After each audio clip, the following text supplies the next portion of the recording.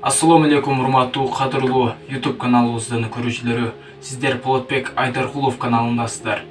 Ошондой эле бүгүнкү превьюдан көргөндөй эле сиздер Саманканада ит менен кайненеси менен ээринен күйөөсүнүн жашыруунча кылган жаңы келген келинчектин окуясын айтып беребиз. Видео кызык болуп жатса лайктарыңыздарды басып каналга жазылып коюңуздар. Ал эми видеону аягына чейин көрсөңүздөр толук түшүнөсүздөр. Бул окуя жакында айылдардын биринде болуп өткөн. Жаныбек деген жигит кошуна айылдан Айсулуу деген кызга үйлөнөт. Тойдагы карантинден алдын болгондугу үчүн шаң шөкөт менен өтөт. Бирок ал жерде билесизби, тойуна 2 күн болсо да жаш келиндин кандайдыр көңүлү чөгүп, жакшы тамак жебей калаты көрүнүштө эле. Бул акыбалды байкаган Жаныбек Айсулууга эмне болду? Эмнеден кабатырсың? Бирөө жарым капа кылдыбы деп сураганда Айсулуу сүйлөмөкчү болот да, кудум аябай чоң күнөө кылып койгондой кайра үн чыкпай калат. Ушундай кылып арадан 5 күн өтөт. Ар күнү Жаныбек жумушка кеткенде күндүзгү саат 2-лерде Айсулуу жарым саатка жоголо турган адат чыгарат. Ушул акыбал дагы кайталанганы үчүн Айсулуунун кайненеси аны аңдай баштайт. Ал болсо тез эле жоголуп калгандыгы үчүн пайлоого дагы үлгүрбөй калат. Кечинде Жаныбек жумуштан келгенде апасы: "Уулум, келиним эмнегедир ар күнү жоголуп калуу адатын пайда кылыптыр. Сенин кабарың жокпу? Кай жерге барып жатканынан, же болбосо сага бир нерсе айткан жокпу?" деп сурайт. Жаныбек болсо таң калып, дагы апа кайерге барат эле? Жолго чыгып келип жаткандыр да деп кое берет.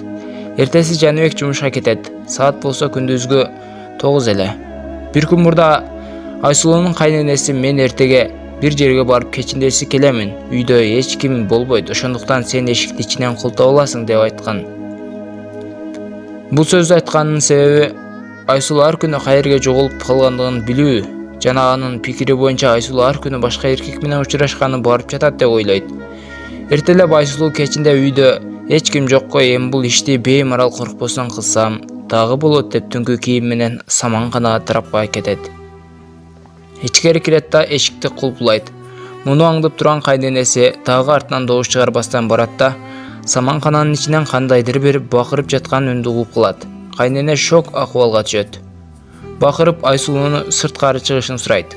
Айсулуу эшикти ачканда кайненесин бийик үн менен ит тишин кайрап бүрө баштайт. Айсулуу болсо катуу коркконунан ыйлап бөлмөсү тарапка жүгүрүп кетет. Ачуу үстүндө кайнене болсо Саманкананын ичине киргенде ал жерде жөн гана ит жана 7 күчүгү көрөт. 7 күчүгүн көргөндө ошондо эмне кылууну билбей жаңы келиндин алдына барат да сурайт: "Саманканада эмне кылып жаткан элең?" деп ыйлап турган Айсулуу болсо жазыгынан башын көтөрүп: "Апа, кечириңиз мени. Үйүбүздө ит багат элек. Ага карай турган адам болбогон үчүн, андан сырткары мага дагы үйрөнүп калгандыгы үчүн сизден сурабастан кайным айтканмын. Алып келип берген эле. Ит болсо Саманканада тууган эле. Ошого күчүктөр чоңойгончо аларга карап турганым" деп айтат.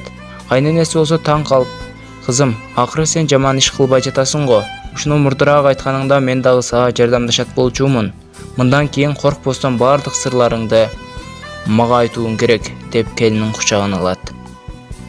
Мына достор, көргөнүңүздөрдөй эле ата-энесинин тарбиясы жакшы болгондугу үчүн ушул кыз дагы кайненесинин жүрөгүнөн, күйөөсүнүн жүрөгүнөн орун тапты. Ал ушунчалык тарбиялуу кыз болду. Ал эми көбүн көрүп атабыз. Канчалаган аял заты балдарын таштандыга таштап, тарбиясыздыктан улам ушундай иштерге барып атышат. Сиздерге ушундай пайдалуу видео роликтерибиз жаккан болсо, лайктарыңызды аябай басып, видеону жайылтып коюңуздар. Ошондой эле биздин каналга жазылып, оң жак жагындагы оңгуроочону да басып, күйгүзүп коюңуздар. Каналга абдан туура жазылып, биздин катарга кошулуп коюңуздар. Сак саламатта калыңыздар. Эч басылбай ыйлады, өйү менен бүт